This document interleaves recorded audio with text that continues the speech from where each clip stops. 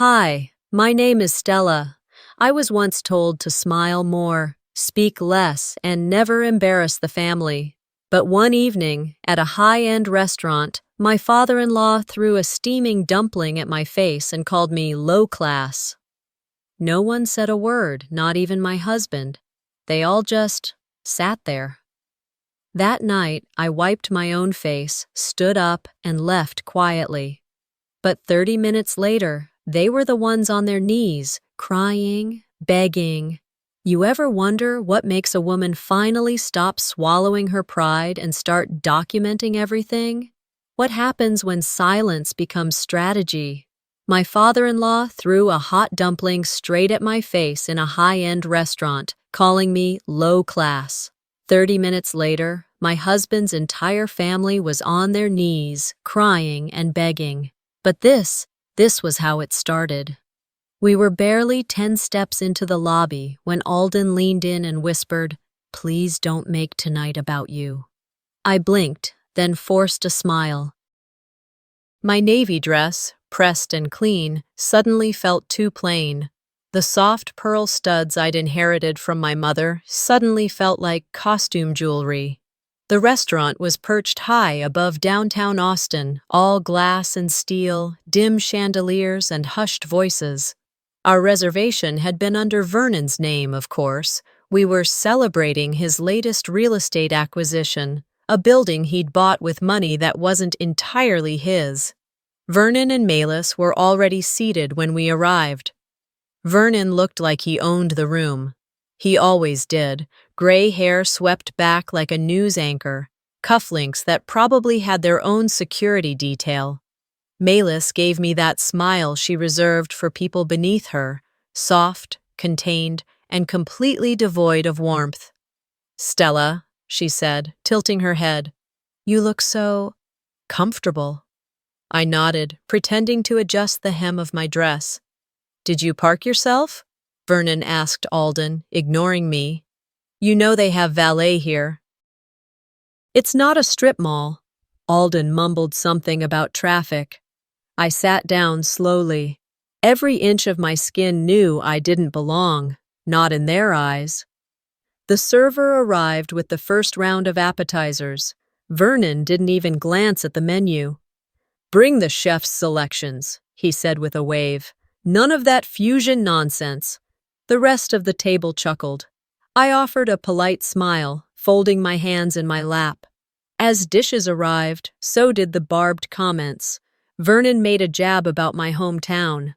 Malis asked if I still helped with those little side projects, meaning the consulting firm I helped turn profitable.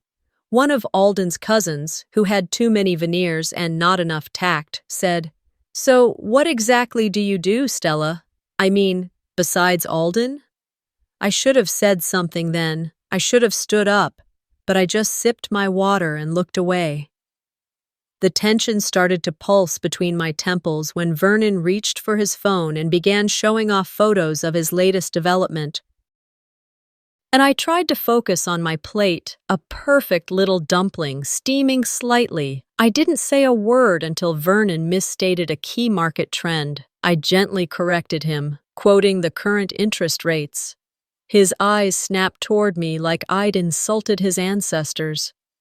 "I didn't ask for an economics lesson, Stella," he said, setting his chopsticks down. "Low-class women shouldn't interrupt men at the table." The words hung like fog. And then, he picked up his dumpling. I didn't move. He threw it. It hit my right cheek with a soft, wet sound, scattering broth and dough across my face. It was hot. Not boiling, but enough to sting, enough to make everyone else freeze. The room blurred for a second.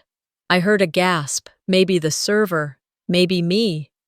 Alden stared down at his plate like he was studying it for an exam. Not a single person reached for a napkin. Not one voice said my name. I reached for my own napkin. My fingers were steady. I dabbed my cheek. I set the napkin on the table. I stood up. No one looked at me. It was as if I had melted into the carpet. I turned to Vernon. His face was smug. proud even. "Thank you for this moment," I said. "I'll remember it well." And I left. I walked out of that restaurant alone, through the murmuring stairs, the clinking glass, the chilled air outside. I didn't take the elevator. I took the stairs, one step at a time, like a woman shedding skin. I didn't look back as I pushed through the glass doors.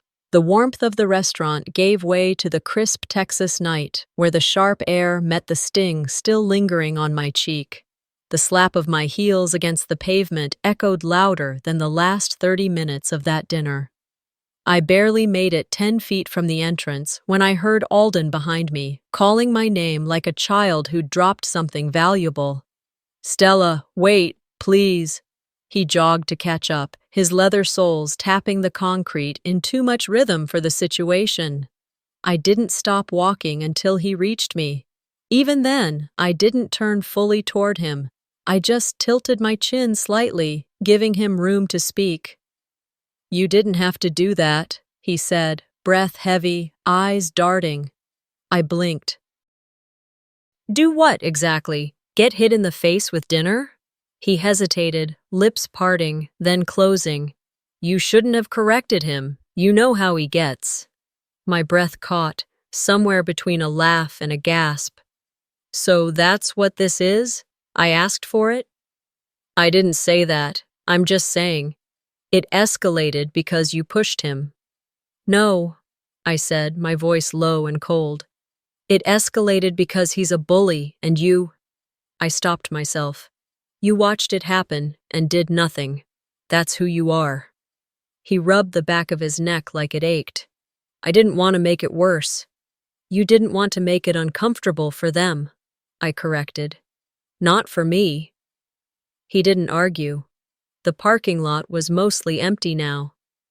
The last of the valet boys stood idly near the podium, not meeting our eyes.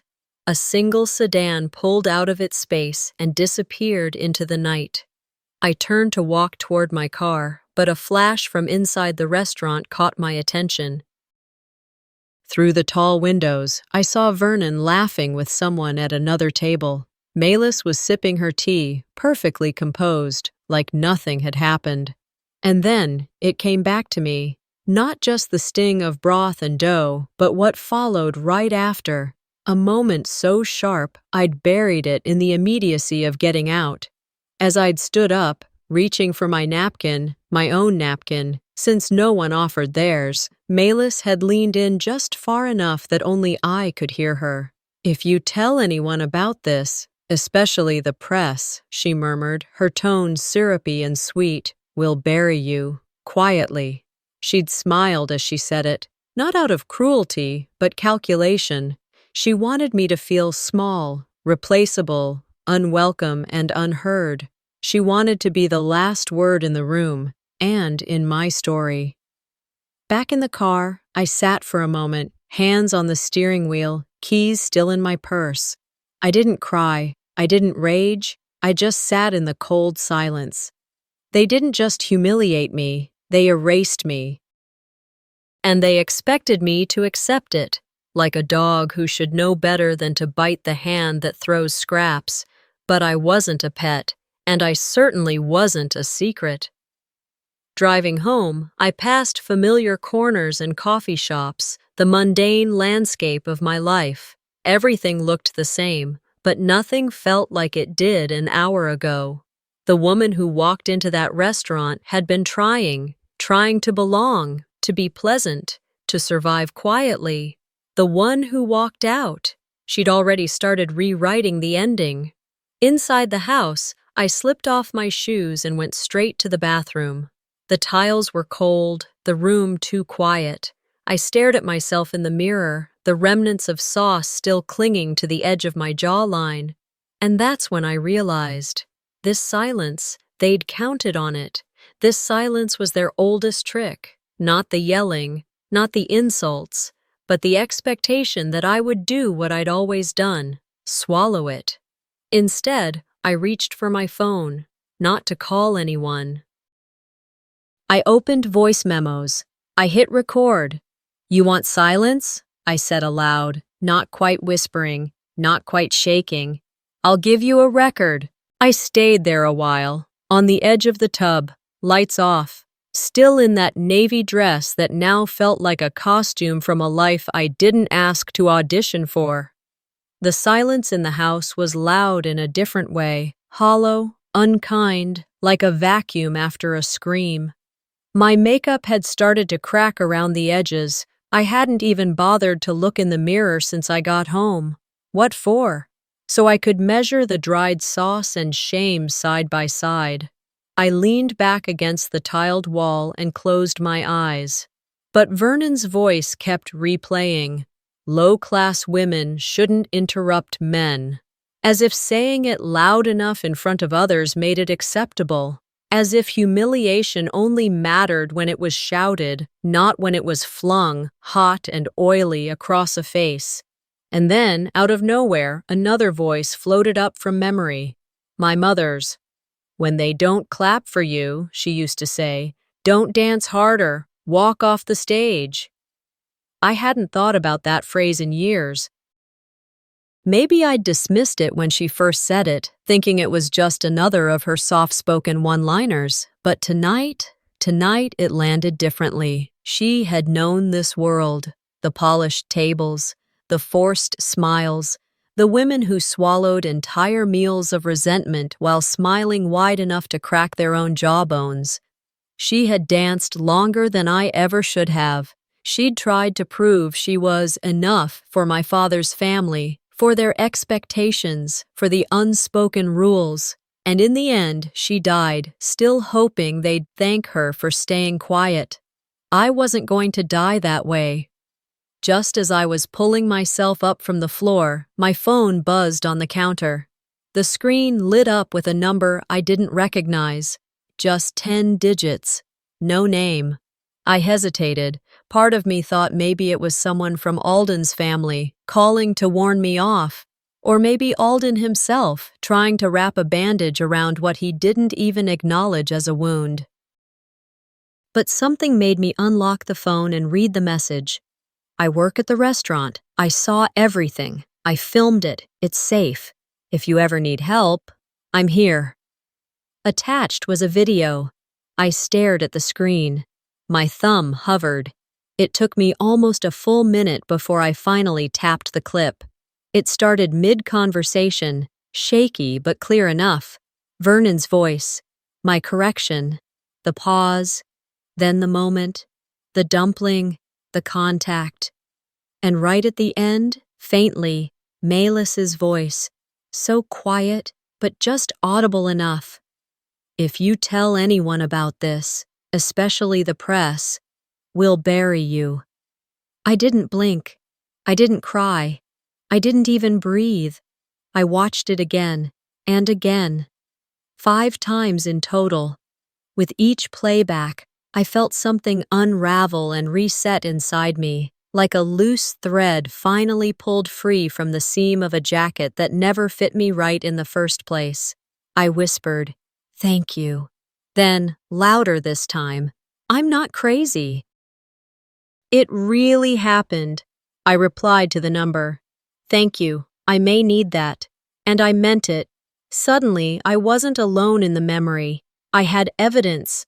I had a witness. I had proof. And with proof comes power. I walked into the kitchen and turned on the overhead light. The room, usually too bright at this hour, felt perfect now, like a spotlight just for me. I set the phone down and opened the Notes app. New file. Title: Documented Timeline of Abuse Power Play, Family of Alden F. First entry: Sunday, 7:13 p.m. Dumpling thrown at face by father-in-law Vernon F. in public setting. Witness present. Video received. Verbal threat from mother-in-law Melis F. recorded. Second entry: Husband Alden F. Observed incident, failed to intervene, later attempted justification by shifting blame. I kept typing. Facts, observations, nothing emotional, just the record. It steadied me. Naming things always does. That's how you kill shame, by calling it out of the dark. I walked over to the drawer near the sink. It was the one I rarely opened anymore. Inside, among old birthday candles and dried pens, was a business card, cream-colored, slightly bent on one corner. Isolde F., legal consultant. I picked it up, held it for a second. Tomorrow, I thought, I'll remember who I was before them. I didn't sleep that night. I don't think I even blinked for longer than a few seconds at a time. Instead, I spent the hours between midnight and sunrise sitting at the kitchen table, sipping lukewarm tea and rereading the message from Kieran, the waiter. His name still hadn't saved in my phone, but his words had carved a space in my spine, a quiet presence that said, "You were seen." By 9:45 the next morning, I had showered, pressed my blazer, and gathered the documents from the safe in my home office. The old me would have second-guessed every step. But not anymore. I parked in front of Isolde's law office, tucked between a vegan cafe and a custom stationery shop in an old converted warehouse just east of downtown. The building was made of pale brick, with ivy crawling along the side like it had been slowly reclaiming space for years. Fitting, considering the reason I was there. When I stepped into the lobby, a wave of lemon-scented wood polish hit me. The receptionist offered a polite nod and gestured toward the glass office at the far end of the hallway. Inside, Isolde sat behind a desk that was too tidy to be anything but intentional. Her silver-framed law degrees glinted under recessed lighting. She looked up and offered the kind of smile that had nothing to do with sympathy and everything to do with strategy. "You didn't come here just to talk, did you?" she asked, no pretense. I sat across from her and pulled out the manila folder. "No, I came to move." She raised an eyebrow slightly but didn't speak. I opened the folder and spread out the papers across her desk like a deck of cards. "These are the entities I own, shell companies, private trusts. Most were formed before Alden and I married. The family business, his father's company, has taken 3 major loans over the last 6 years. 2 were bridged using a quiet investor. That investor was me." Isolde leaned in, her expression sharpened. I continued. "Through the network of LLCs I control, I hold a 42% financial interest in the company Vernon likes to call the family legacy." Isolde's tone changed. It lost its legal stiffness, softened just a bit. "They don't know." "Not a clue." She tapped a pen on the desk. "And you want to pull out? If they don't apologize, if they don't acknowledge what happened, I want my money back, publicly." Isolde nodded once. "You're not doing this out of revenge." "No," I said. "I'm doing this out of dignity." For the next hour, we reviewed the structure of the holdings and prepared a formal notification. I dictated the letter, every word chosen with precision. "To Vernon and Malis Foster," I began, "this letter serves as official notice. If I do not receive a formal written apology and statement of accountability regarding the incident that occurred on the evening of date, I will initiate a full withdrawal of my investment. This withdrawal will include a public filing, a notification of creditors, and, if required, litigation." Isolde proofread it once, then again, then sent it. We CC'd Alden. She looked at me afterward and asked, "Do you expect a real apology?" I smiled faintly. "No, but I want them to hear the clock ticking." Later that evening, while I was folding laundry and half watching an old episode of Jeopardy, my phone chimed. Vernon had replied. "Cute bluff," he wrote, "but we both know you're not the kind to make waves. No signature, just that," as if he still believed I was afraid of being disruptive. 2 minutes later, Malis replied with a single flower emoji. A daisy. I stared at the screen, the corners of my mouth twitching, not from amusement, but from how painfully predictable they were. They didn't take me seriously. They never had. That's what made this work so well. I leaned back on the couch, picked up my phone again, and opened a new message to Isolde. Phase 1 is a go. I arrived 10 minutes early. The hostess recognized me this time, though her smile faltered just a beat before recovering. "Ms. Foster," she said politely, though her eyes betrayed a flicker of unease. "It's Stella," I corrected gently, then nodded toward the large round table in the center of the dining room. "Same one as last Friday." She guided me over without a word. Kieran was already nearby, setting down chopsticks with careful precision. When our eyes met, he gave a single nod, nothing more, like a soldier acknowledging a general before battle. I didn't need to ask. He'd seen the guest list. I smoothed the fabric of my black blazer as I sat. No pearls, no makeup, just me, sharp and quiet. At 6:34, the entrance chimed. Vernon walked in first, of course, chest out like a man entering his kingdom. Behind him, Malus glided in wearing cream-colored silk and too many diamonds for a family dinner. Alden followed last, hands in his pockets, jaw tight. Vernon spotted me and smiled, half smirk, half performance. "No dumplings tonight?" he asked as he slid into his seat. I kept my tone even. "No, just receipts." Alden looked away. Malus adjusted her napkin. "I wanted to meet here again," I continued, "so the location wouldn't be a distraction. This place seems to be where everyone's most honest." Malus offered a practiced chuckle, but Vernon just squinted. "Let's not be dramatic, Stella. We've had a week to cool off. You sent your little email, got it off your chest. Now, let's eat like adults." I glanced to my right, where Isolde now stood. She'd arrived quietly, wearing gray, almost blending into the walls. But the envelope in her hand did not blend. It was white and embossed and official. "She's not just a guest," I said. "She's here to execute a transition." Vernon's face froze. "What transition?" Isolde stepped forward and placed the envelope in front of him. "A full withdrawal of Stella's financial investment from your family corporation." "You're kidding." Malus's hand hovered over her wine glass, unsure whether to lift it or let it tremble. Isolde didn't blink. "Stella owns 42% of the capital structure. Today, she formally reclaims it."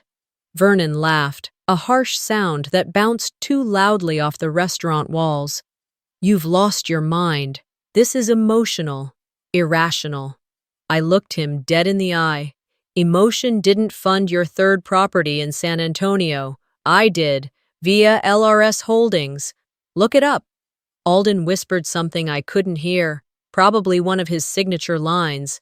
"Let's all just calm down," or "This is getting out of hand." But none of them spoke up in defense. Not really. Not one voice said my name. Malus finally found her words.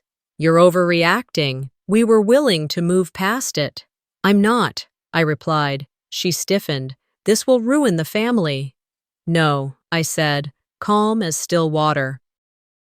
"This will reveal it." Isolde reached into her briefcase and pulled out a secondary letter. "You have 48 hours to respond. After that, this goes public. Documents, timelines, receipts, and the full scope of Stella's capital role in your firm." Vernon pushed his chair back hard. "You want to play dirty? You threw food at me in front of 12 people and called me low class. I haven't even gotten started." I stood slowly and dropped my napkin onto the plate in front of me. "The first time I stood up from this table," I said clearly, "I walked away with shame. This time, I walk away with your foundation." Kieran appeared just as I turned toward the door. He handed me a small envelope, subtle and precise. "There's more," he whispered. "They forgot the cameras weren't only mine." The screen dimmed to black as the final seconds of the security footage ticked away. I sat in the garage, barely breathing, the hum of the refrigerator echoing through the quiet.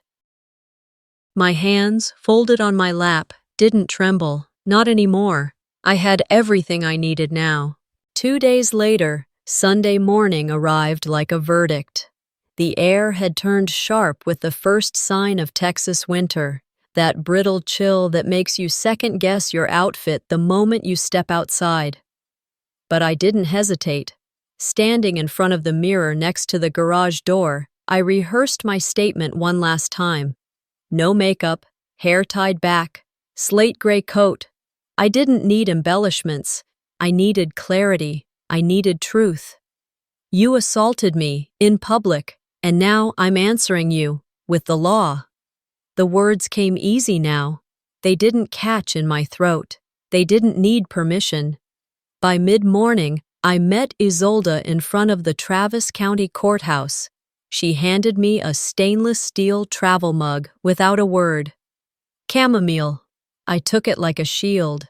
Inside the clerk's office, the air buzzed with quiet authority, shoes tapping tile, documents being scanned, low murmurs at filing counters. We waited in a short line while Isolde reviewed the paperwork once more. My name. The charges. Attached. A flash drive with the video from Karen. A printed transcript of Melis's whispered threat. When they called my name, I stepped forward. I'd like to file an assault and emotional distress complaint, I said. Public incident, known witnesses, digital evidence included. The clerk didn't flinch, just nodded and started typing. It took less than 15 minutes to file, but the moment lasted much longer in my chest. As we exited into the crisp air again, Isolde turned to me. He's going to come at you. They both will, probably with lawyers and a PR team. I'm counting on it, I said. Back at home, I set my phone on the kitchen counter, notifications off. I spent the afternoon reading, nothing too heavy, just pages I could absorb without distraction. By the time I checked my phone again at 6:12 p.m., the ripple had already begun. Isolde had quietly reached out to a journalist she trusted, not tabloids, not bloggers. A reporter with a reputation for measured accuracy, for not rushing to publish without facts. But now, facts were exactly what I had. The headline read, "Prominent Austin family accused of public assault by daughter-in-law." The subhead, "Stella Foster breaks silence, files official claim against real estate patriarch Vernon Foster." It spread fast. By 9 p.m., my inbox had 64 new messages, some from acquaintances, co-workers, old friends, expressing quiet support. Some were anonymous, from women I'd never met, saying thank you. And then the backlash began. A new headline popped up, "Disgruntled wife or dangerous manipulator." Vernon's face graced the cover of a glossy magazine website, smiling like nothing had happened. The article described me as unstable, jealous, and estranged. They leaked a photo from years ago, me at a holiday party, clearly tipsy, laughing with my mouth wide open. Next came the personal stories. Someone I'd worked with said I was overly ambitious. An ex-friend claimed I once yelled at her over a parking space. A former neighbor said I was cold, unfriendly, never fit in. I stared at the screen, each paragraph attempting to erase who I was, what I'd survived. Then I opened my laptop and typed something new. Title: What It's Like When Your Dignity is Considered a Disruption. In the op-ed, I didn't recount the dumpling. I didn't name names. I didn't need to. I talked about how women are expected to forgive while they're still bleeding. How silence is rewarded with protection, but speaking up invites punishment. I wrote about dinner tables that turn into battlegrounds, and the way people flinch, not when you're hit, but when you decide not to stay quiet. I hit submit before I could overthink it. Later that night, as I was brushing my teeth, my phone buzzed again. The screen showed a new message. No name, no number. Just a burner contact. "Back off," it read, "or we'll drag your mother's name too." I lowered the phone slowly, stared at my own reflection in the mirror. They didn't realize what they'd just done. They'd handed me something more powerful than fear. It was just after 7 when I opened the old cedar box in the living room, one of the few things I'd kept from my mother's home after she passed. Inside, beneath letters and loose photos, was the VHS tape I hadn't touched in over 15 years. I slid it into the player I barely remembered owning. Static danced across the screen, and then her, my mother, sitting at a folding table in a pale blue blouse, hunched over a half-eaten slice of carrot cake. Someone off camera asked her about the necklace she was wearing. Simple, gold, a single pearl. She laughed. "Oh, this old thing. Vernon gave it to me once. Said it was an apology. Turns out, it was just hush money in disguise." I didn't realize I was holding my breath. That necklace. It had shown up again years later, on Malus, worn like a prize. That night, I called Isolde and told her what I'd seen. "It's more than personal now," I said. "It's generational." By Tuesday morning, I was back at her office. Kieran had dropped off another flash drive, this one labeled in his neat handwriting, "Backroom, 3 days, post-lawsuit." It wasn't video this time, it was audio. Vernon's voice, clear and cold. "We cut her out of the will," he said. "Erase her. Financially, socially, make her unemployable if we have to." Then Malus chimed in. "Her mother was nothing, she's nothing. Let's prove it." I forwarded the recording, unedited, time-stamped, to the journalist who had first broken the story. A woman named Dana, the kind of reporter who didn't flinch when rich families threatened legal action. We met briefly in her office that afternoon. She listened without interrupting. When it ended, she looked at me, nodded once, and said, "We'll handle the rest." The story ran within 48 hours. Headline: Family plot to silence daughter-in-law backfires in spectacular collapse. Subheadline: Audio reveals coordinated smear campaign. Legal experts weigh in. It spread faster than the first article. News vans parked outside the Foster building. Talk radio hosts dissected every second of the tape. Even morning shows couldn't resist the scandal. Texas oil money, internal betrayal, a woman with receipts. And then the money began to move, or rather, leave.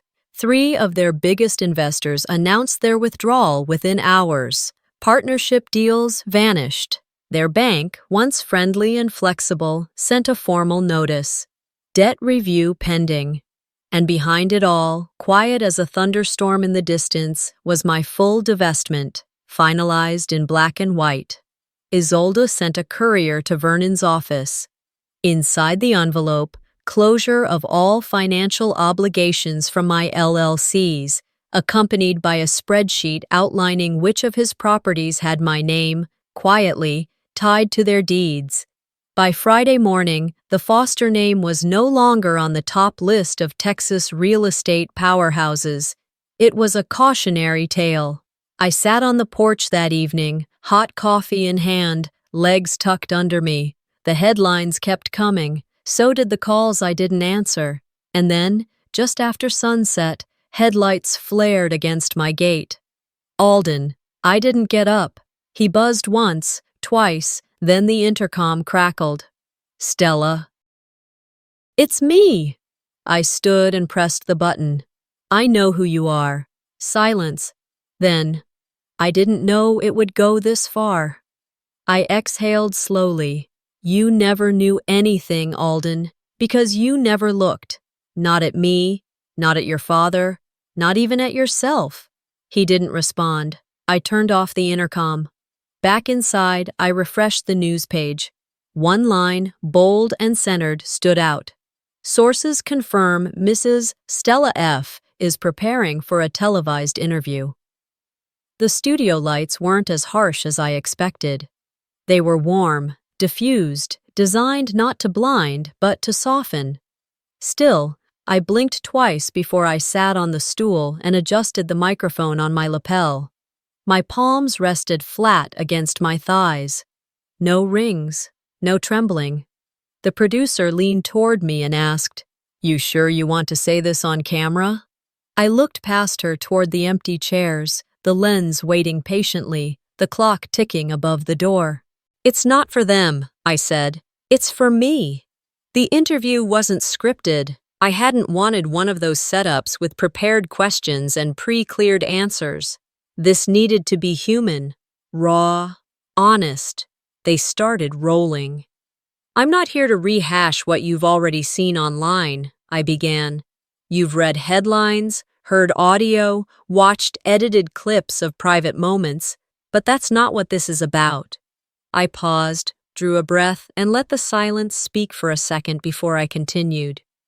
"This is about years of silence, of walking on eggshells while smiling for family portraits.